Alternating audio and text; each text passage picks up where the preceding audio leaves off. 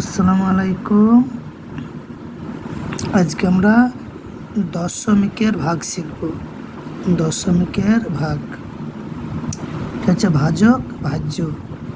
ভাজ্য হচ্ছে ছোট আর ভাজক হচ্ছে বড়। তাহলে 8-এর সঙ্গে কি 7 যায়? যায় না। 8-এর সঙ্গে 7 যায় না, সেই জন্য আমরা কি করব? 8-এর সাথে শূন্যের গুণ করব।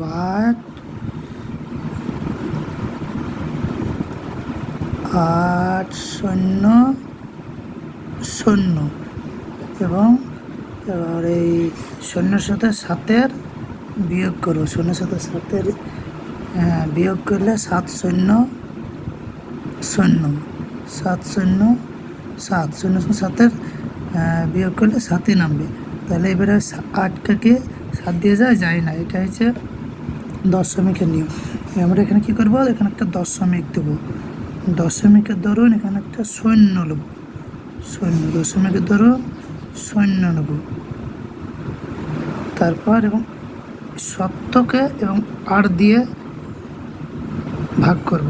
তাহলে আমরা সত্যকে 8 দিয়ে কবার যায় আমরা গুণ করব। 8 8 8 64, 8 9 72, 8 9 72 বেশি হয়েছে। তাহলে 8 8 64, 64 হবে এখানে। 6 10 4 64 এবং এটাকে আমরা বিয়োগ করব। তো বিয়োগ এটা হচ্ছে শূন্য। বিয়োগের নিয়ম এখানে শূন্য থাকলে 10 ধরতে হবে। তাহলে 10 থেকে যদি 4 বিয়োগ হয় তাহলে 6 হবে এবং এই 10-এর হাতের 1 থাকে। হাতের 1টা আমরা বিয়োগের নিয়মে এখানে বসবো এবং এটা 7 হবে। তাহলে 7-এর সাথে মিলে গেলে শূন্য শূন্য। এবার এই 8 দিয়ে কি 6-কে যায় না, সেই জন্য এই দশমিকের ধরুন আমরা আবার একটা শূন্য নেব। শূন্য দেবে। 60-কে 8 দিয়ে কবার যায়? 7 8 56, 7 8 56। তাহলে এখানে 7 বসবে। 7 8 56, 10 56 56। 10 থেকে 6 বিয়োগ হলে কত হয়েছে? 10 থেকে যদি 6 বিয়োগ হয় তাহলে এখানে হবে 4। আর এই 10-এর হাতের 1 থাকছে। হাতের 1 এখানে বসলে 6 মিলে গেলে শূন্য। এই দশমিকের ধরুন আমরা আবার শূন্য পাবো। দশমিকের ধরুন আবার শূন্য পাবো।